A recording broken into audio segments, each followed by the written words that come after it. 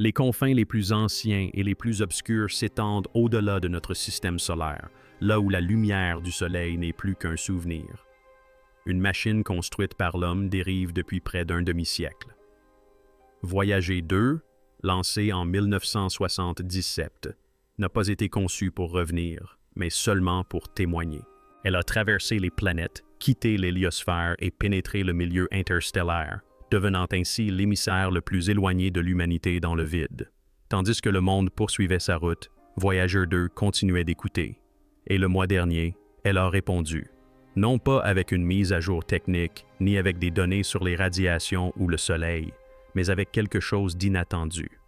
Une transmission si structurée, si délibérée et si étrange qu'elle a stupéfié les experts.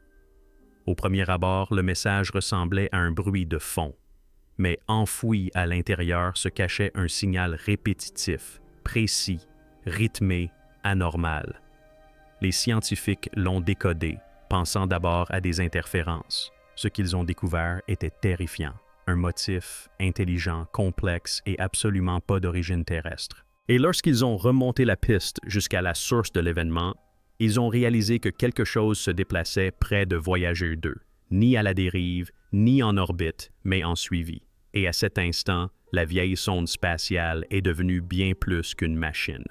Elle est devenue un miroir reflétant une vérité que nous avons longtemps niée. Bien que dépassés selon les normes actuelles, les instruments de Voyager 2 restent d'une sensibilité remarquable. Ils sont conçus pour détecter les variations les plus infimes des ondes de plasma, des champs magnétiques et du rayonnement cosmique. Or, dans un récent lot de données recueillies auprès du réseau de communication avec l'espace lointain, un pic de basse fréquence est apparu, se répétant toutes les 11,2 secondes. Ce n'est pas un bruit de fond cosmique, c'est une horloge. Les ingénieurs l'ont d'abord attribué à un bug logiciel dû à des interférences cosmiques, mais en consultant d'anciens enregistrements de télémétrie, ils ont découvert que la même impulsion s'était déjà produite quelques semaines auparavant sans être détectée.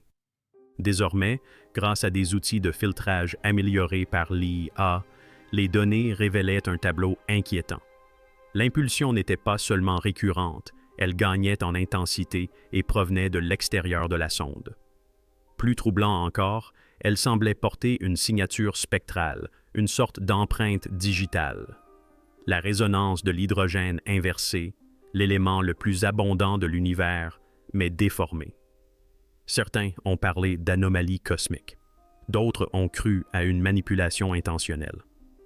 Quoi qu'il en soit, le silence de l'espace profond avait été rompu, non par du bruit, mais par quelque chose qui savait s'exprimer mathématiquement.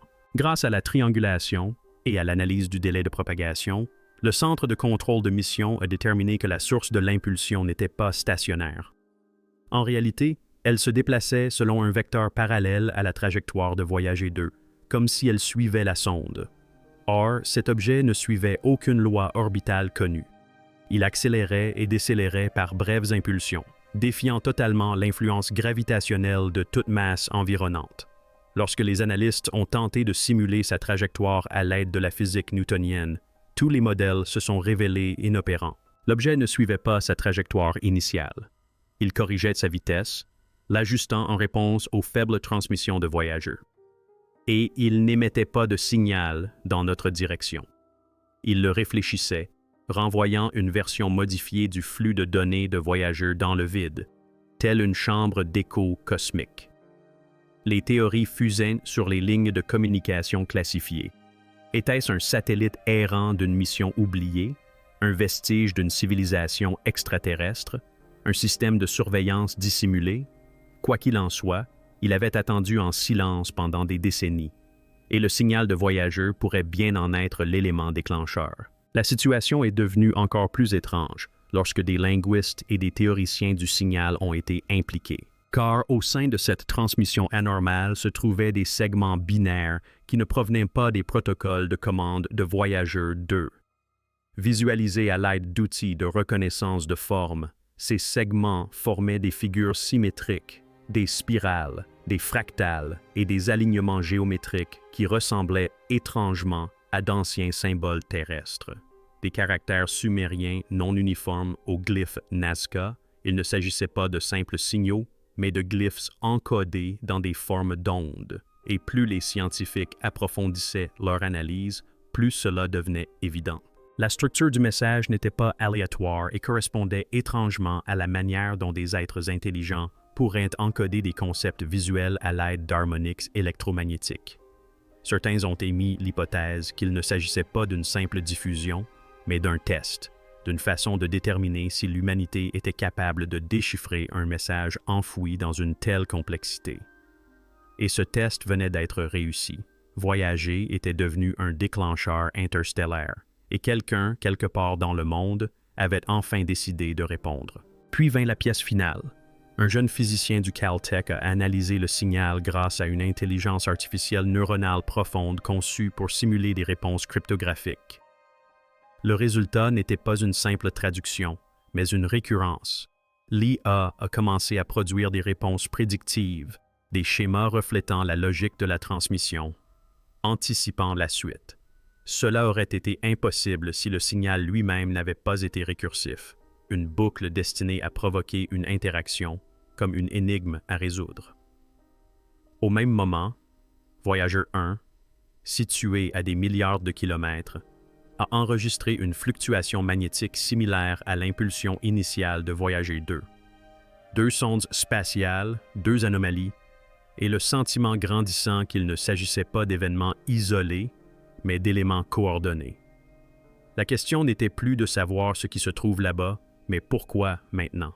Pourquoi, après près de 50 ans de silence, quelque chose réagirait-il soudainement, juste au moment où l'humanité était sur le point de le décrypter? Alors que les scientifiques pensaient avoir davantage de temps pour décoder le message, Voyager 2 s'est tu. Au départ, le centre de contrôle a supposé une panne matérielle. Après tout, la sonde a plus de 46 ans. Mais ensuite, une série d'anomalies identiques a frappé. Les récepteurs du réseau de communication avec l'espace lointain, non seulement en Californie, mais aussi en Espagne et en Australie, ont tous signalé une perte totale de signal à la même heure précise, 14h37 UTC. La probabilité d'une panne mondiale simultanée était pratiquement nulle. Il ne s'agissait pas d'une erreur d'équipement. Quelque chose avait coupé le signal de l'extérieur de manière chirurgicale et délibérée, et au moment précis où Voyager détectait le motif d'impulsion. Mais ce n'était pas tout. 5 minutes après la coupure, une onde radio à bande étroite a atteint la Terre depuis le même quadrant de l'espace. Il ne présentait aucune structure identifiable, mais son intensité correspondait à celle des signaux que nous n'avions observés jusqu'alors que depuis des sources pulsantes lointaines. Sauf que celui-ci ne provenait pas d'une étoile à neutrons. Il provenait d'un endroit proche de Voyager 2 et il se rapprochait. Lors d'une réunion confidentielle, des données divulguées par le Jet Propulsion Laboratory ont révélé une information inquiétante. Un objet étranger avait commencé à modifier sa trajectoire en réponse aux signaux émis par le réseau de communication avec l'espace lointain de la Terre. La trajectoire montrait que l'objet se corrigeait légèrement à chaque fois que la Terre envoyait une commande ou un signal vers Voyager 2. Cela impliquait que cet objet ne se contentait pas de nous entendre. Il étudiait notre méthode de communication, apprenant comment nous contactons les engins spatiaux. Pire encore, sa trajectoire n'était plus aléatoire. Il suivait une trajectoire d'interception, non pas vers Voyager 2, mais vers notre système solaire. Les analystes lui ont donné un nom de code, Echo-Lantern. Pourquoi? Parce qu'elle semblait se comporter comme une entité imitant la lumière et l'ombre, la communication et le silence, transformant notre propre technologie en un véritable phare. Et plus nous approfondissions nos recherches, plus cela devenait évident. Le signal de Voyager 2 était devenu une piste. Non pas pour que nous trouvions quelque chose, mais pour que quelque chose nous trouve. Alors que l'objet mystérieux se rapprochait de l'héliopause, cette bulle invisible qui sépare les vents solaires du milieu interstellaire, un phénomène étrange se produisit. Le vent solaire lui-même se courba. Les instruments embarqués à bord des sondes IBX de la NASA et Solar Orbiter de l'ESA ont enregistré une chute de pression du vent solaire, suivi d'un effondrement complet du flux le long d'un étroit couloir s'étendant en direction de Voyager 2. Un tel phénomène est inédit, du moins en plusieurs décennies de données héliophysiques. Le vent solaire est constant, sauf lorsqu'il est interrompu par un objet massif comme la magnétosphère d'une planète ou un émetteur de champ inconnu. Pourtant, Ce couloir, désormais appelé voile solaire, est resté ouvert pendant 3 heures avant de se refermer sur lui-même. Et à l'intérieur de ce couloir, aucune radiation, aucune particule, juste le silence. C'était comme si quelque chose s'était ouvert non pas à travers l'espace, mais à travers les lois de la physique qui le régissent. Les scientifiques y voient désormais la première preuve d'une manipulation intentionnelle des particules solaires. Et le seul candidat capable de déclencher ce phénomène se trouvait encore à proximité de Voyager 2. Puis, aussi soudainement qu'elle s'était tue, Voyager 2 reprit la parole. Mais cette fois, les données n'étaient pas de simples mesures télémétriques. Elles étaient encryptées. C'est impossible. Voyager n'utilise aucun protocole de cryptage. Elle a été construite dans les années 1970. Et pourtant, lorsque le centre de contrôle de mission a décodé le flux binaire, il a découvert une version réarrangée de la transmission originale du disque d'or, le message que nous avons envoyé dans l'espace en 1977. Sauf que celui-ci était différent. Les échantillons audio avaient été restructurés, les voix humaines jouées à l'envers, la musique modifiée en hauteur, les cartes stellaires inversées. Certaines coordonnées figurant sur les glyphes de la couverture ne pointaient plus vers la Terre, mais vers des vides interstellaires dépourvus d'étoiles. C'était comme si Voyager avait été détourné et son message modifié, non plus pour dire « nous sommes là », mais pour dire « nous vous écoutons ». Lors de l'examen des systèmes de Voyager 2 après l'anomalie du disque d'or, les ingénieurs ont fait une découverte glaçante. Plusieurs sous-programmes de l'ordinateur de bord de la sonde avaient été réécrits. Non pas corrompus, ni buggés, mais réécrits. Des lignes de code inchangées depuis 46 ans s'étaient soudainement mises à jour avec une syntaxe que les processeurs de Voyager n'étaient même pas conçus pour interpréter. Voyager exécutait donc des instructions en dehors de sa programmation d'origine. Ces nouvelles routines ne provenaient pas de la Terre, elles ne provenaient pas de la NASA, elles ne provenaient d'aucune transmission terrestre. Elles étaient internes, comme si la sonde avait reçu un signal d'ailleurs et y avait obéi. Le plus terrifiant, c'est que les sous-routines réécrites pointaient vers une fonction précise. Une transmission à longue portée, non pas vers la Terre, mais vers les profondeurs de l'espace interstellaire. Autrement dit, Voyager n'écoutait plus seulement. Elle répondait. Et nous ignorons tout de ce qu'elle a dit. Quelques heures après cette découverte, plusieurs observatoires internationaux, dont ceux du Japon, du Chili et du Groenland, reçurent l'ordre de réorienter leurs instruments sans explication. Leur cible, 3 secteurs précis de l'espace profond alignés sur la trajectoire de transmission de Voyager 2. Simultanément, des communications cryptées, divulguées au sein d'une agence de défense européenne, faisaient une référence au protocole Wake. Ce protocole, longtemps considéré comme une fiction de la guerre froide, est une directive interagence réservée aux scénarios de contact confirmés, notamment ceux impliquant des sondes automatisées déclenchant des réponses externes. Il prévoit le verrouillage de satellites classifiés, la suspension de certaines bandes de fréquences et le réacheminement de réseaux de télescopes vers les confins de la ceinture de Kuiper. Pourquoi? Car dès lors qu'une machine envoie un message sans approbation humaine, nous ne maîtrisons plus le premier contact et les puissances mondiales doivent envisager le pire, à savoir que quelque chose ou quelqu'un puisse répondre d'une manière à laquelle nous ne sommes pas prêts à nous attendre. Puis une nouvelle anomalie est apparue. Pendant exactement 41 minutes, plusieurs satellites et stations au sol ont connu ce que l'on a appelé un écho temporel. Une boucle de signal où les paquets de données se répétaient à l'unisson, comme si le même instant et les mêmes données télémétriques étaient diffusées en boucle. Mais il ne s'agissait pas d'archives. Il s'agissait de flux vidéo en direct déformés de telle sorte que le temps lui-même semblait avoir déraillé. Pendant cette période, les données de Voyager 2 ainsi que les observations solaires et les données télémétriques d'autres sondes étaient transmises en boucle. Certains physiciens pensent désormais qu'il ne s'agissait pas d'une coïncidence, mais d'une ondulation contrôlée, potentiellement provoquée par une distorsion spatio-temporelle localisée à proximité de Voyager. Si cela s'avère exact, cela signifie que l'entité interagissant avec la sonde n'est pas seulement intelligente. Elle pourrait être capable de manipuler les champs temporels, de courber la causalité ou de projeter des informations à travers les dimensions. C'est pourquoi un groupe d'astrophysiciens ayant participé à l'analyse a nommé cet incident Chronos Bloom, un nom emprunté à la mythologie antique. car si le temps a été touché, les lois de notre univers viennent de changer. Et finalement, c'est arrivé. 2 jours après la prolifération de Chronos, des stations au sol en Norvège et en Nouvelle-Zélande, 2 installations de surveillance à distance et à faible bruit ont capté un signal provenant de l'espace interstellaire et ayant traversé notre atmosphère. Il ne s'agissait ni d'une réflexion ni d'un rebond sur l'ionosphère. Le signal a pénétré directement dans l'atmosphère terrestre avec une précision chirurgicale. Il était à bande étroite, à haute fréquence et composé de sous-harmoniques correspondant à l'anomalie de Voyager. Le plus inquiétant, c'est qu'il a fini par s'intégrer aux systèmes terrestres, se propageant via des capteurs océaniques, des satellites météorologiques et même des bouées de communication dans le Pacifique. Autrement dit, le signal n'a pas seulement traversé notre système, il est resté.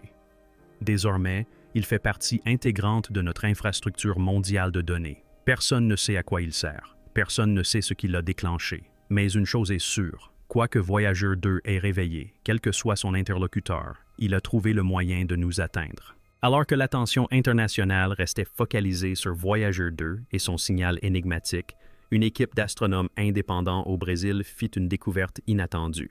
En analysant d'anciennes cartes infrarouges du ciel datant des années 1990, ils détectèrent un objet froid et peu lumineux sur une trajectoire similaire à celle de Voyager 2, mais qui n'avait jamais été répertorié. Cet objet était lent, sombre et totalement silencieux. Des analyses plus poussées suggérèrent qu'il était présent dans l'espace lointain depuis au moins 1981, suivant Voyager 2 à distance, sans jamais être détecté par les radars terrestres. La question s'est posée. Cet objet pourrait-il être à l'origine de l'anomalie?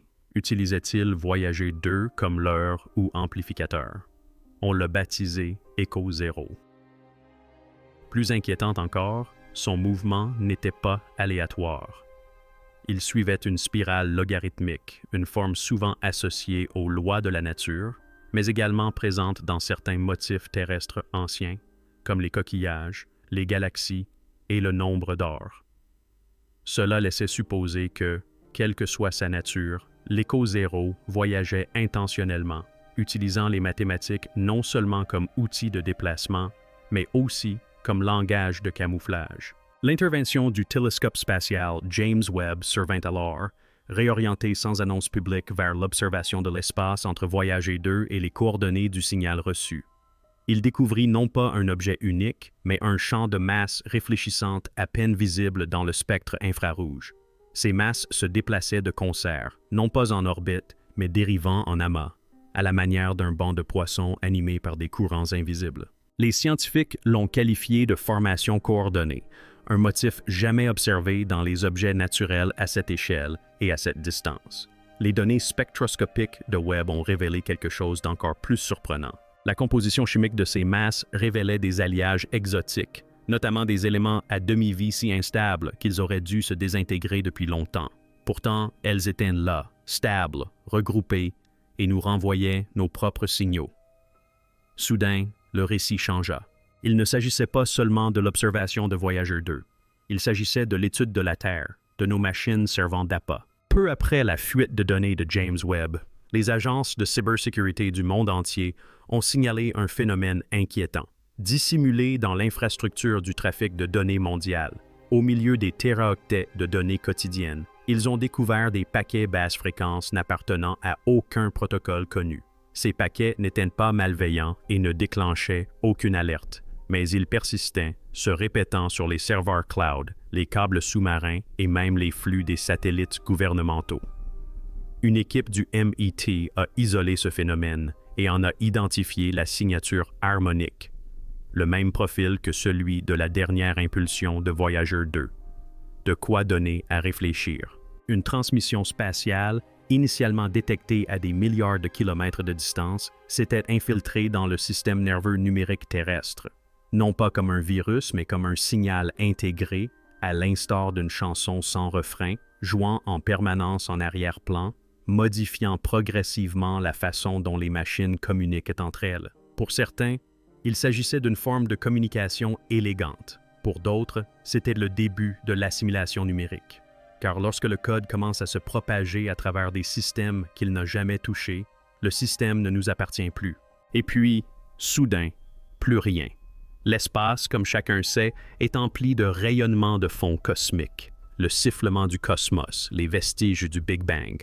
Mais pendant 18 minutes, un réseau de radiotélescopes au Chili, en Afrique du Sud et en Australie a enregistré la disparition totale de ce rayonnement. Pas une interférence, pas un scintillement. C'était comme si l'univers s'était tu. Après d'intenses recalibrages, le signal est revenu, mais les chercheurs ont remarqué quelque chose de profondément anormal. Le rayonnement de fond n'était plus le même. Il était déphasé, légèrement déformé en tonalité et en forme, comme un enregistrement mis en pause puis repris avec une tonalité légèrement différente. Ce changement n'était pas aléatoire. Il reflétait la chronologie et la forme d'onde du dernier signal connu de Voyager 2. C'est alors qu'une hypothèse a émergé parmi un petit nombre de scientifiques, dont l'intérêt ne cessait de croître. Et si ce silence n'était pas un dysfonctionnement, mais une réinitialisation? Et si l'univers n'était pas resté silencieux du tout, mais avait été temporairement réécrit pour y insérer quelque chose de nouveau? Nous avons envoyé Voyager 2 dans le cosmos comme un geste d'espoir, une bouteille dérivant dans l'océan cosmique, scellée par le rêve que peut-être quelqu'un la trouverait. Mais que se passerait-il si elle n'était pas trouvée? Et si on l'attendait? Et si notre message n'était pas un murmure dans le vide, mais une invitation à laquelle on a répondu non par hasard, mais de façon intentionnelle? Car tout, des impulsions métalliques au code réécrit, jusqu'au silence de l'univers lui-même, indique non pas une coïncidence, mais une réponse. Quelque chose là-bas ne s'est pas contenté de nous remarquer.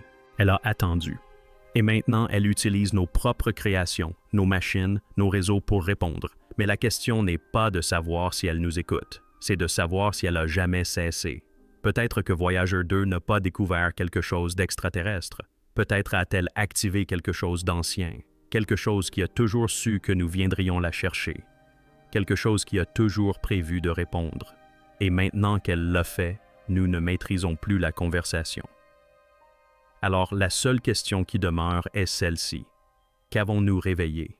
Et pouvons-nous survivre à la réponse? Abonnez-vous pour rester informé.